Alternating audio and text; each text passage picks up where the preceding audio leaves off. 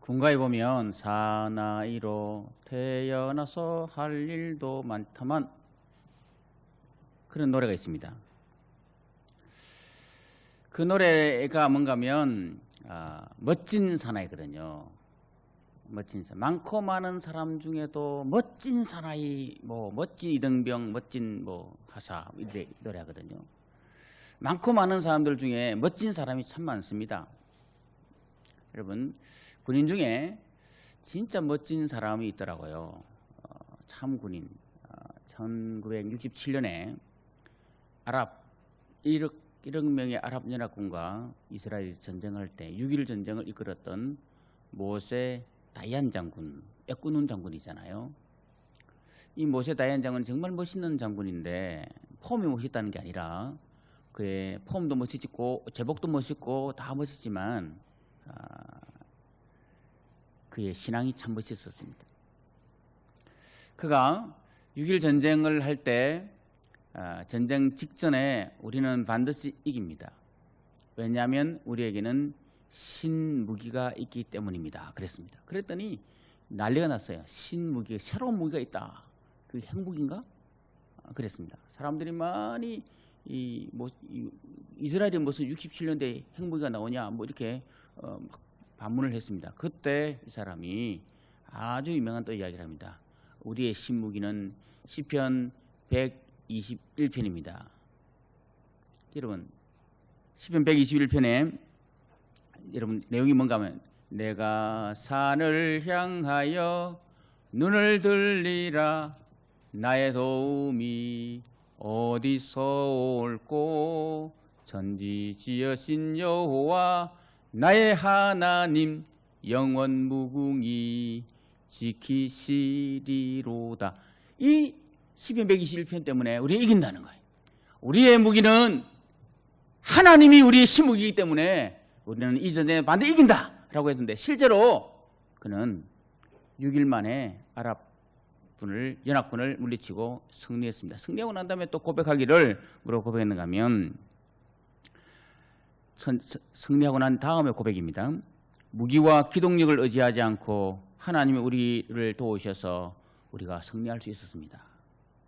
하나님이 도와주셔서 승리할 수 있습니다 라고 그렇게 고백했습니다. 많은 사람들이 당신이 최고다, 당신이 영웅이다 라고 할 때 내가 아니라 하나님이 도와주셔서 승리하셨습니다 라고 그렇게 아주 멋있는 이야기를 했습니다. 얼마나 멋있는 사람입니까? 이 모세 다이안 장군보다 더 멋있는 사람 한 사람이 있는데 오늘 본문의 주인공들입니다. 오늘 본문은 바로 다윗의 찬송입니다. 모세 다이안 장군보다 더 멋있는 인생 사람 분이 누군가 할 때 다윗 아닙니까? 다윗은 8형제 중에 목동 출신의 이세의 8형제 중에 막내입니다. 막내라고 하는 것은 우리 호연이가 막내라서 막내할 때 좀 그렇지만 막내는 사실은 제일 비천한 자라라는 그 뜻입니다. 제일 약하고 비천한 자다라고는 뜻이거든요. 그런데 제일 약하고 비천한 자라고 하는 그런 뜻을 가지고 있는 막내가 가장 하나님이 인정하는 사람이 됐어요. 여러분 사무엘상 13장 14절 같이 한번 읽어보겠습니다. 지금은 왕의 나라가 길지 못할 것이라 여호와께서 왕에게 명령하신 바를 왕이 지키지 아니하였으므로 여호와께서 그의 마음에 맞는 사람을 구하여 여호와께서 그를 그의 백성의 지도자로 삼으셨느니라. 여호와께서 그의 마음에 맞는 사람을 구하여라고 했는데 여호와께서 정말 그의 마음에 맞는 사람을 구했다는 거예요. 구해서 이제 이 백성의 지도자를 삼겠다라고 했는데 사도행전 12장 32절에 보니까 22절에 보니까 패하시고 다윗을 왕으로 세우시고 정언하여 이르시되 내가 이새의 아들 다윗을 만나니 내 마음에 맞는 사람이라 내 뜻을 다 이루리라 하시더니 하나님께서 마음에 맞는 사람을 구하겠다 했는데 다윗을 봤는데 막내 다윗을 봤는데 하나님이 마음에 쏙 들어가지고 내 뜻을 다 다윗을 통해서 이루겠다라고 했습니다. 다윗이 하나님 마음에 쏙 드는 멋있는 사람이 됐다 이 말입니다.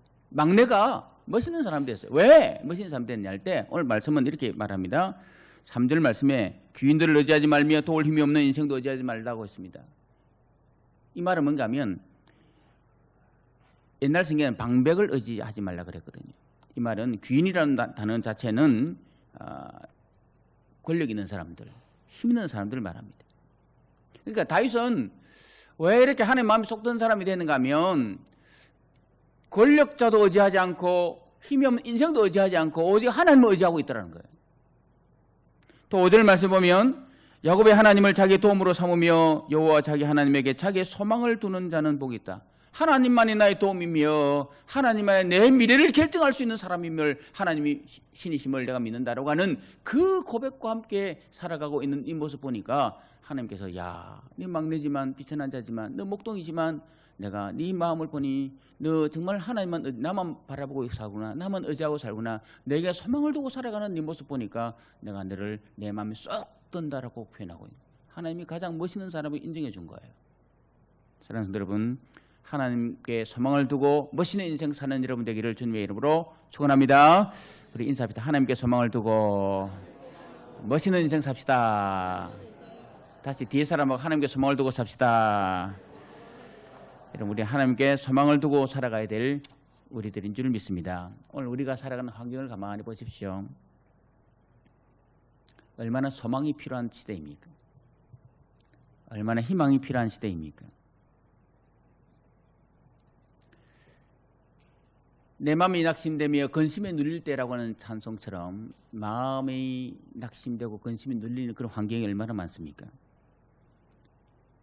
대통령이 한 번도 경험해보지 못한 나라를 경험하게 하겠다는데 정말 한 번도 경험해보지 못한 이상한 나라를 지금 경험하고 있습니다.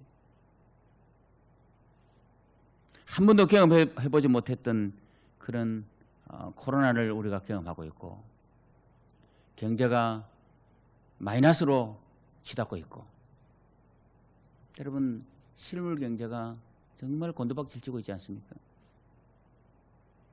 주머니 사정은 더 어려워서 다시 누가 그러더라고요. 100만 원 국가에서 재난지원금 준 거 한 번 더 줘야 되지 않나 그렇게 정부에서 지금 또 한 번 준비하는 그런 모양새를 지금 띄고 있대요. 여러분 엄청난 빚더미입니다. 나라가 빚더미에 앉아 있습니다. 어른들은 이렇게 받아 쓰면 되지만 지금 20대들 70%가 실업자들인데 이들이 이 엄청난 빚더미를 어떻게 감당해 나가겠습니까?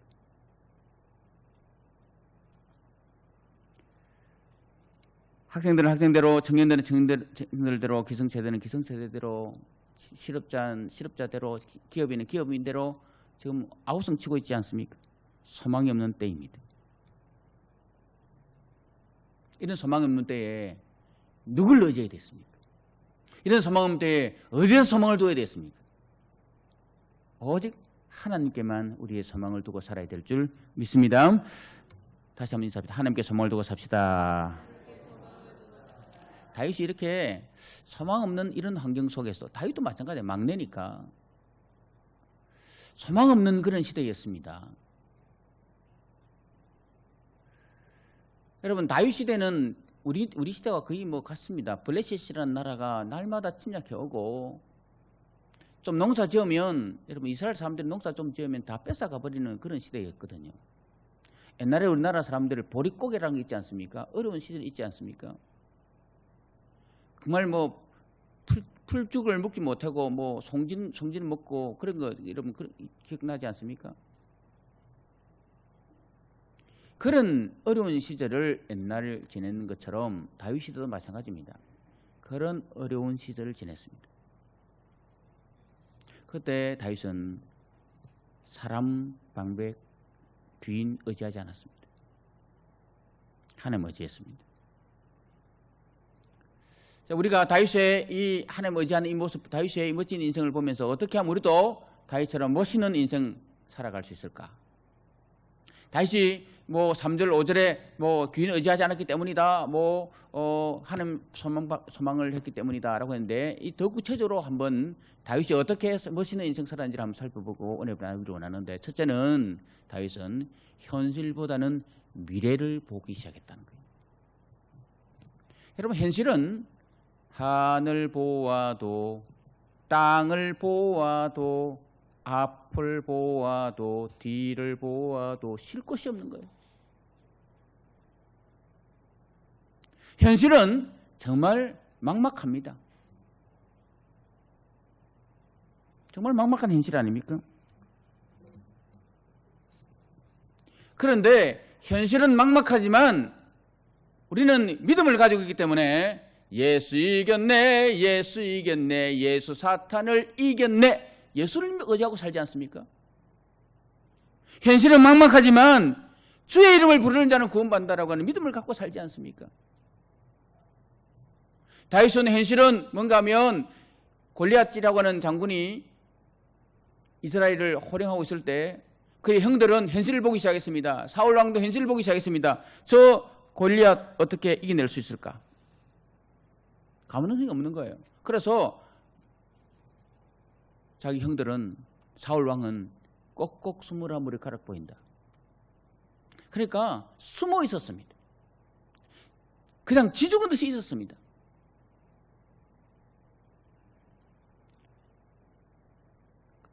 다윗과 골리앗 싸움에 있는 골짜기를 제가 가보니까 정말 이 산과 평야와 산 사이에 있더라고요.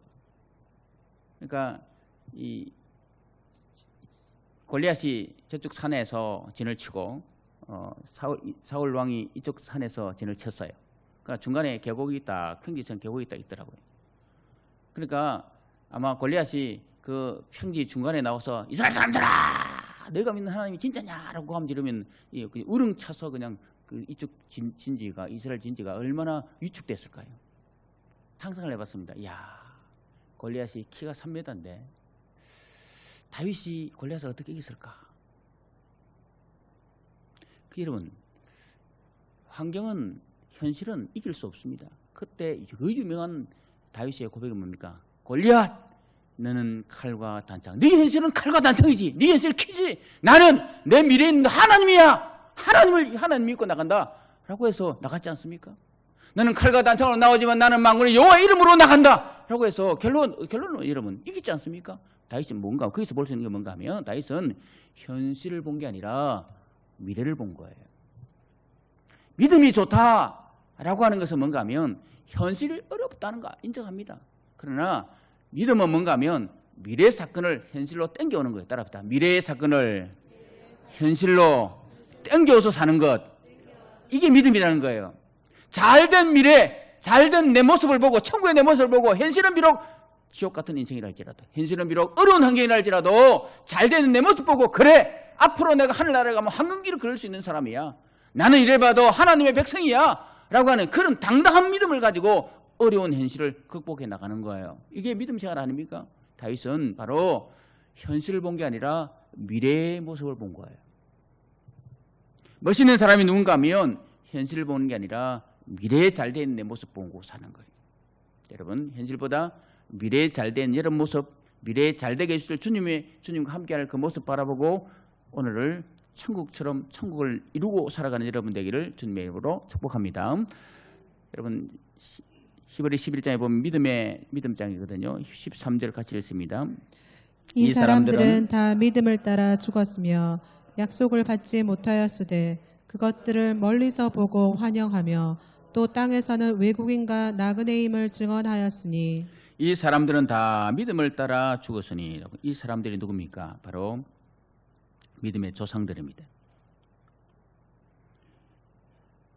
아벨, 노아, 아브라함, 사라, 이삭, 야곱 이 사람들입니다. 아브라함입니다. 이 사람들은 다 믿음을 따라 죽었다 그랬습니다. 그 믿음이 어떤 믿음입니까? 미래의 믿음입니다. 아브라함 현실 넉넉하지 않았습니다.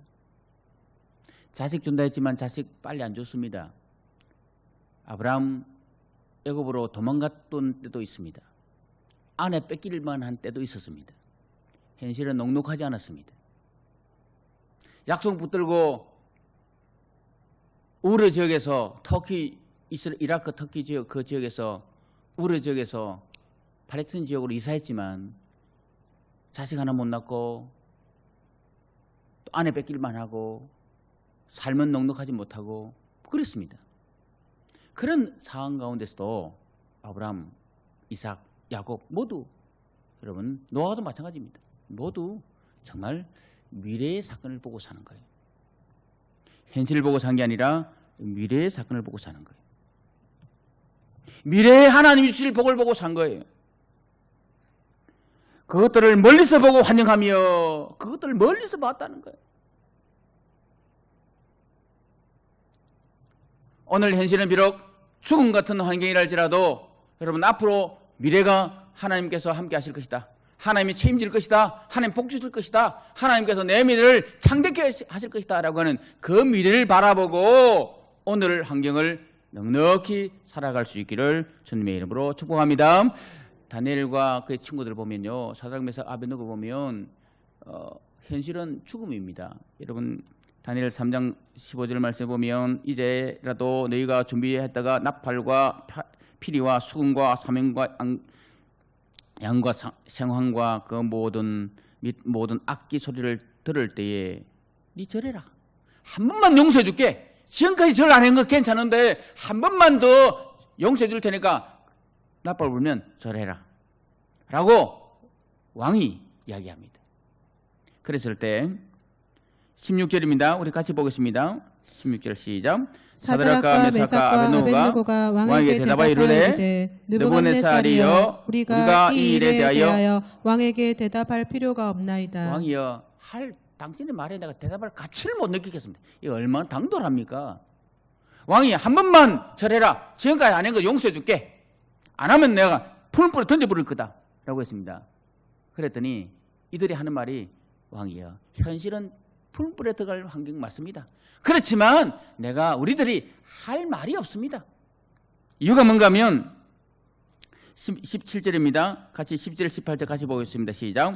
왕이여 우리가 섬기는 하나님이 계시다면 우리를 맹렬히 타는 풀무불 가운데서 능히 건져내시겠고 왕의 손에서도 건져내시리이다. 그렇게 하지 아니하실지라도 왕이여 우리가 왕의 신들을 섬기지도 아니하고 왕이 세우신 금신상에게 절하지도 아니할 줄을 아옵소서. 여러분 그리 아니하실지라도 신앙이 나오는 거예요. 현실은 왕이 만든 신, 왕이 섬기는 신에게 절 안 하면 뿔뿔 들어갈 수 있는 환경이지만 그렇지만 우리는 이 현실보다는 미래를 택하겠습니다. 여러분 현실보다는 미래를 볼 수 있기를 바랍니다. 현실은 정말 어려워요. 소망이 없어요. 그렇지만 미래를 바라보면 소망이 있습니다. 그 결과 보죠. 다니엘서 3장 28절 29절 다 같이 읽습니다. 느부갓네살이 말하여 이르되 사드락과 메삭과 아벳느고의 하나님을 찬송할지로다. 그가 그의 천사를 보내사 자기를 의뢰하고 그들의 몸을 바쳐 왕의 명령을 거역하고 그 하나님 밖에는 다른 신을 섬기지 아니하며 그에게 절하지 아니한 종들을 구원하셨도다. 그러므로 내가 이제 소설을 내리노니 각 백성과 각 나라와 각 언어를 말하는 자가 모두 사드락과 메삭과 아벳느고의 하나님께 경솔히 말하거든 그 몸을 쪼개고 그 집을 거름토로 삼을지니 이는 이같이 사람을 구원할 다른 신이 없음이니라 하더라. 미래를 봤기 때문에 살아난 거예요. 현실을 보면요 타협합니다. 왕이 그렇지 않습니까? 너 절 안 하면 풀불 넣어버릴 거야 라고 할 때 현실 보면 절을 합니다. 그런데 사드락 메삭 아벳느고는 현실보다는 미래를 택했습니다. 현실보다는 앞으로 잘될 하나님께서 우리에게 잘되게 하실 그 미래를 봤습니다. 여러분 멋있는 사람이 누굽니까? 현실보다는 미래를 볼 수 있는 사람, 미래의 사건을 오늘 땡겨올 수 있는 사람, 그 사람이 멋있는 사람 아닙니까? 오늘 삶이 비록 어려워도 미래 앞으로 내가 하나님 앞에서 잘된 내 모습 가지고 오늘 어려움을 넉넉히 이기며 멋있게 살아가는 여러분 되기를 주님의 이름으로 부탁합니다. 두 번째, 이 다윗은 어떤 인생을 살았는가, 어떻게 멋있게 살았는가 하면 다윗은 멋있게 인생을 사는 이유가 사람을 의지하지 않고 하나님을 의지하는 믿음입니다. 의지한다라는 단어가 사전에 보니까 몸을 기댄다, 마음을 기대어 도움을 받는다. 이게 의지한다는 거예요. 결국에 뭔가 하면 자기 마음을 하나님께 기댄다, 몸을 기댄다. 이게 의지하는 거 아닙니까? 그러니까 우리는 이 땅에 살아가면서 서로 기대고 살아야 됩니다. 그죠? 여행가에 보면 외로워서 못 살겠어요라고 노래 있지 않습니까? 정말 외롭지 않습니까? 환경이 어렵지 않습니까? 그래서 우리는 지금 사실 서로 부둥켜 안고 기대며 살아야 됩니다. 그러나 오늘 말씀은 가면 그렇게 기대어 살아서 행복하게 살아야 되지만 그렇지만 그 기대는 것이 절대적으로 기대지 말아요. 절대는 제가 항상 절대는요. 절에 담뱃대가 절대지 절대로 여러분 사람을 기대는 거 아닙니다. 사람은 의지할 대상이거든요. 사람은 조금 기대는 거지. 그 사람은 믿었다가 우리말로 믿는 도끼에 뭐 지킨다? 믿는 도끼에 뭐 지킨다? 내가 저 인간 만나가 저 인간 믿었다가 내 인생 이로 쪽박 찼다. 여러분 너무 믿어서 그래요. 그러니까 사람은요 기대하고 살아야 되지만 의지하고 살아야 되지만 절대로 의지할 것은 귀인이 아니고 인생 아닙니다. 왜 의지하지 말아야 되는가 하면 사람은 온전하지 않기 때문에 그렇습니다. 오늘 말씀해 보니까 귀인을 의지하지 말며 도울 힘이 없는 인생을 의지하지 말다 그랬습니다. 왜 의지하지 말아야 되느냐? 절대적이지 않기 때문에 그렇습니다. 약한 존재이기 때문에 그렇습니다. 4절을 보니까 그의 호흡이 끊어지면 흙으로 돌아가서 그날에 그의 생각이 소멸하리로다. 죽으면 끝나는 거예요. 그러니까 흙으로 돌아갈 존재이기 때문에 절대로 우리는 사람 의지하지 말아야 됩니다. 그래서 다윗은 여러분 아까 전에 고백했던 것처럼 사무엘상 17절에 45절에 만군의 여호와 이름을 의지하고 살지 않습니까? 착할 단창 의지하지 않았습니다. 살다 보면 우리는 자꾸 뭔가를 의지하려고 합니다.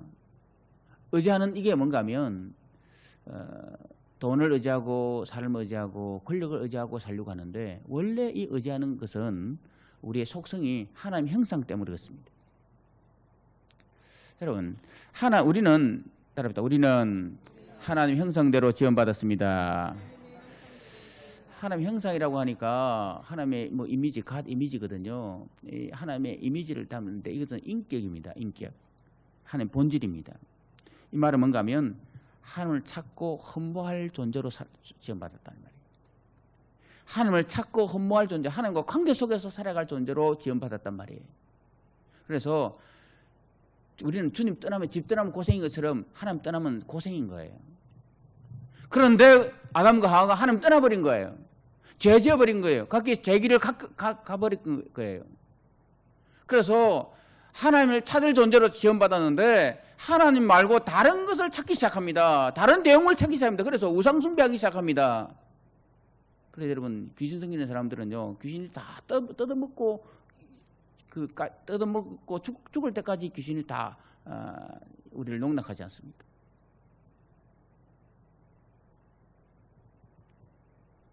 귀신은 우리 미래를 책임지지 않습니다.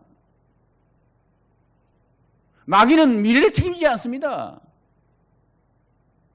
하나님 우리 미래를 책임진다 이 말이에요. 그래서 진짜 의지할 분은 누군가? 하나님밖에 없다는 거예요.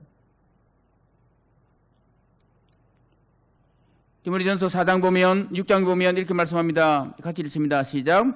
내가 이 세대에서 부한 자들을 명하여 마음을 높이지 말고 정함이 없는 재물에 소망을 두지 말고 오직 우리에게 모든 것을 후히 주사 누리게 하시는 하나님께 두며 선을 행하고 선한 사업을 많이 하고 나눠주기를 좋아하며 너그러운 자가 되게 하라. 이것이 장래에 자기를 위하여 좋은 터를 쌓아 참된 생명을 취하는 것이니라.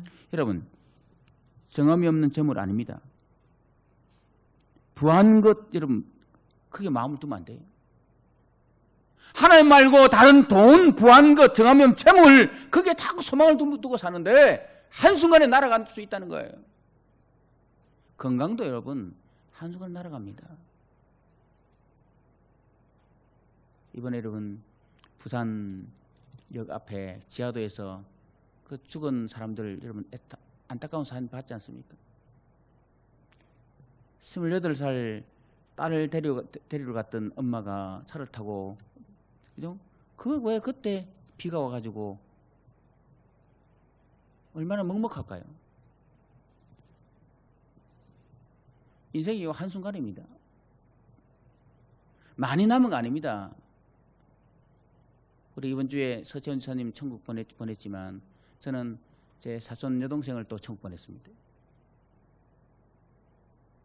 저보다 2살 아래인 여동생인데 심정지에 와서 비 오는 날, 그 비 오는 날 아시아드 장례식장에 가서 참 마음이 막 먹먹하더라고요. 아직 50대인데 50 중반인데 아직 젊었지 않습니까? 심정지가 버렸는데 우리 그 숙모가 막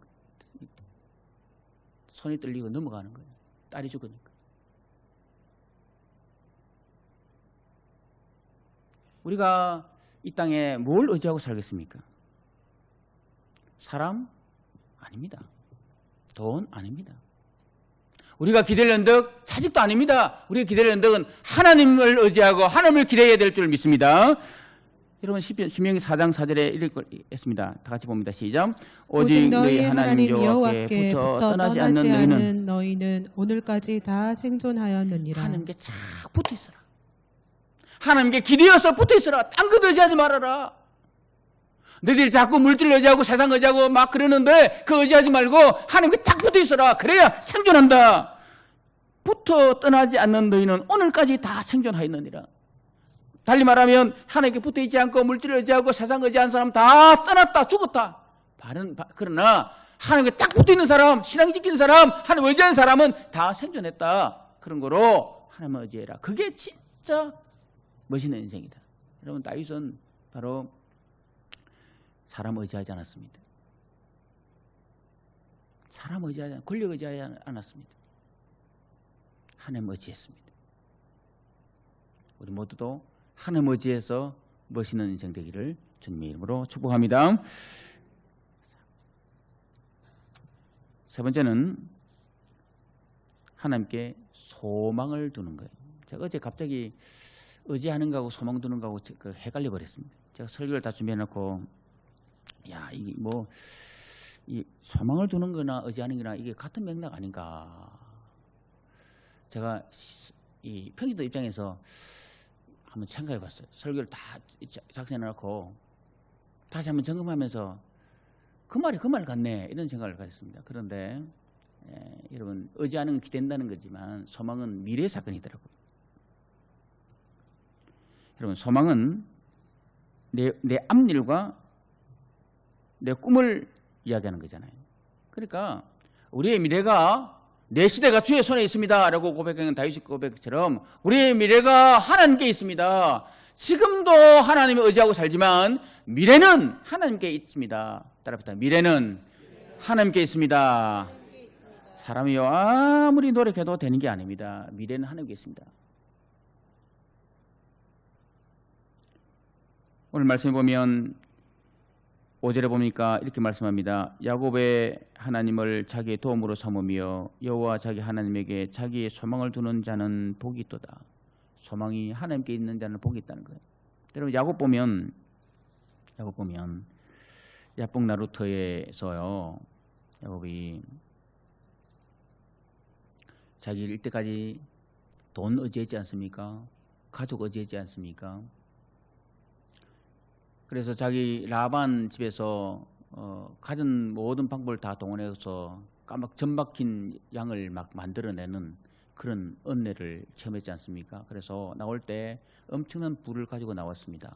그러니까 야곱의 인생은 형에게부터 축복도 뺏었고 자기 삼촌 라반 집에서 엄청난 재물을 가져왔고 그리고 자기 아내 라헬과 레아를 데리고 그렇게 살았던 아주 부한 인생, 그래서 자기 목적을 이루었던 인생입니다. 그런데 야복 나루토에서 들려오는 소식은 자기 형 에서가 20년 전에 그 원한을 갚기 위해서 형 에서가 자기를 죽이러 온다는 거예요.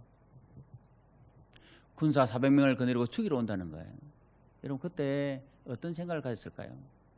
그래서 야곱이 하는 제락이 뭡니까? 자기 재물을 보냅니다. 자기가 그토록 의지했던 재물을 보냅니다. 자기가 그토록 사랑했던 가족들 보냅니다. 그리고 마지막으로 자기가 남습니다. 그리고는 하나님 앞에 매달려 기도합니다. 하나님, 지금까지 내가 물질을 의지했습니다. 다 보냈습니다. 내 가족 의지했습니다. 다 보냈습니다. 하나님, 이제 내 건강 의지합니다. 그렇지만 하나님, 내 아무리 물질을 해도 가족해도 안 됩니다. 하나님, 어쩌면 좋습니까? 하고 막 벌을 칠 때 하나님께서 그의 한도비를 쳐서 건강도 상하게 쩔뚝빠리가 되게 만들어버립니다. 그때 그의 고백이 뭡니까? 하나님 아니면 하나님은 나와 함께 하지 않으면 안 가겠습니다.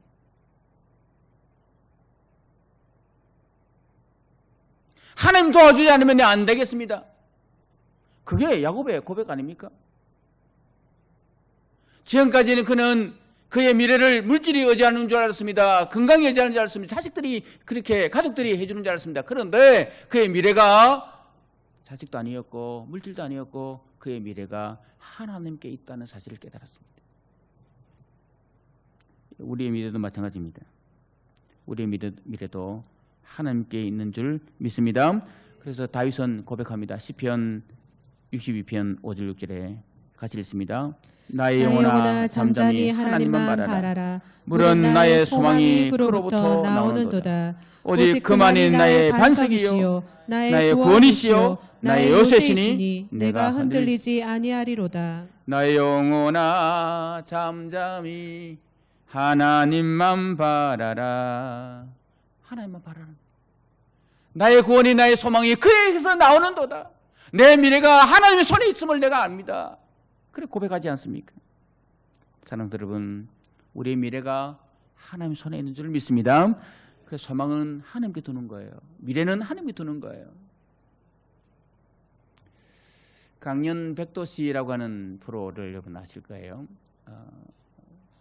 그게 나왔던 그 이효진이라고 하는 그 건축사무소 예인 건축사무소 연구소 대표 이효진이라고 하는 자매의 간증을 오늘도 아침에도 또 들었는데, 이분은 자기 어릴 때 한 18개월 들을 때 엄마가 연탄 아궁이에다가 지순자를 올려놨는데 문을 잘못 열어가지고 연탄 아궁이에 펄펄 끓는 물이 자기 얼굴에 그냥 덮어서서 얼굴에 3도 화상을 입고 얼굴이 완전히 찌그러져 버렸어요. 그래서 사람들이 자기를 파충류 괴물이라고 하는 별명을 받고 살았다는 거예요.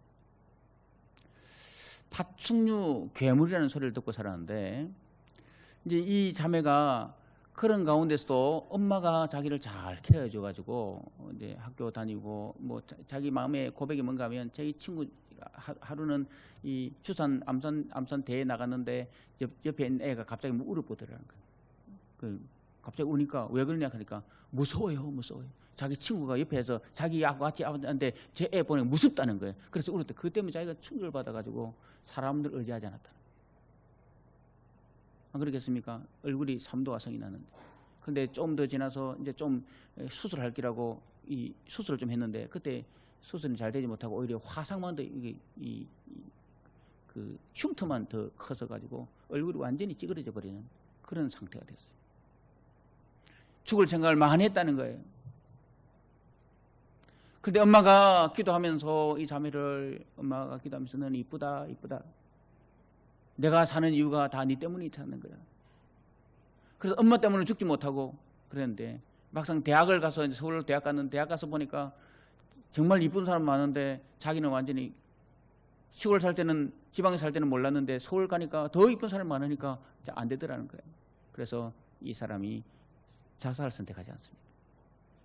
약을 먹었어요. 근데 죽지 않고 응급실에 깨어났어요. 근데 엄마가 그때 네 죽으면 나도 죽는다. 네 죽으면 나도 죽는다. 그 때문에 엄마 때문에 못 죽는 거예요. 이 자매가 지금은 미스 헤븐이라고 그러잖아요. 엄마가 자기한테 한 게 뭔가 하면, 너는 이 땅에서 미스 코리아는 못 되지만 하나님 앞에는 너는 미스 헤븐이야. 하나님은 너를 이뻐하실 거야. 하나님은 너를 가장 아름답게 이룰 거야. 근데 실제로는 엄마가 자기 그 오빠 누나 언니들한테 현금을 가면 쟤 때문에 너무 고통스럽다. 편지라는 거 먹으면 교통에서 돌아가시기 전에 자기 아들 딸한테 편지한 게 내가 효질이 때문에 너무 고통스럽다. 내가 잠잘 때만 편안하고 나머지는 고통스럽다는 거예요. 왜냐하면 내가 딸을 저렇게 만들었다. 얼마나 고통스럽겠습니까? 그런데 이 엄마는 기도하면서 딸한테 희망을 준 거예요. 소망을 준 거예요. 너는 하나님 나라의 해븐이다. 너는 하나님 나라의 미스 해븐이야. 그래서 이 자매가 그래. 여러분 이 자매가 이제 그래서 엄마 죽고 난 다음에 열심히 공부해서 이제 대학을 졸업해서 미스 해븐이라고 했는데 막상 현실은 뭔가 하면 현실은 대학 졸업하고 이력서를 넣었더니 30군데를 넣었더니 전부 다 면접에서 다 탈락됐어요. 왜 탈락됐을까요? 얼굴이 완전히 그냥 엉망인데 어떻게 되겠습니까? 안 되는 거예요. 그래서 이 자매가 그래 취업 안 되면 대학원에를 가자. 그래서 취업 안 된 게 은혜를 하더라. 대학원에 갔는데 대학원 가가지고 전공을 이제 건축 이쪽으로 사무했는데 이게 전국에서 그 건축 대상, 대통령상 이런 걸 받은 거예요. 대학원 때. 받고 난 다음에 대학원 졸업하고 취업을 딱 했더니 그냥 서로 오라 하는 거예요. 왜냐하면 아주 실력 있는 사람 되었으니까. 그때 자기 집 남편도 만나게 되고 그리고 지금은 직원의 30명 되는 그런 건축 회사를 경영하고 있는 사람 되고 이분의 간증을 보니까 하나님 나라의 앞으로 하나님께서 나를 미스 헤븐으로 일 것이다. 여러분 현실은 그 여인은 현실은 얼굴을 제가 봤는데 얼굴은 지금도 마찬가지입니다. 화성이면 뭐 이쁘겠습니까? 그런데 하나님이 나를 미스 헤븐으로 만들었어. 앞으로 나는 하나님 나라에 가면 미스 헤븐이야 라고 하는 그 미래 사건을 땡겨온 거 아니겠습니까? 그리고 그 하나님께 소망을 둔 거 아니겠습니까? 이 땅에 뭘 소망이 있겠습니까? 하나님의 소망을 또 사는 거예요. 여러분 우리가 정말 멋있는 인생 사는 이유가 살아야 할 이유가 어디 있습니까? 우리가 어떻게 하면 다윗처럼 멋있는 인생 살겠습니까? 현실보다는 미래를 볼 수 있기를 바랍니다. 하나님 의지할 수 있기를 주님 축원합니다. 기대를 넣는 하나님밖에 없어요. 우리의 미래는 우리 현실이 아닙니다. 우리 상황이 아닙니다. 오늘 내 삶이 아닙니다. 우리의 미래는 하나님께 있습니다. 그래서 하나님께 딱 붙어서 우리의 미래를 하나님께 맡겨버리면 하나님이 책임지는 그런 인생, 하나님께서 행복한 인생으로, 멋있는 인생으로 우리를 만들어 가실 것이라는 사실을 믿고 여러분 멋있는 인생의 주인공으로 살아가는 여러분 되기를 주님의 이름으로 축복합니다.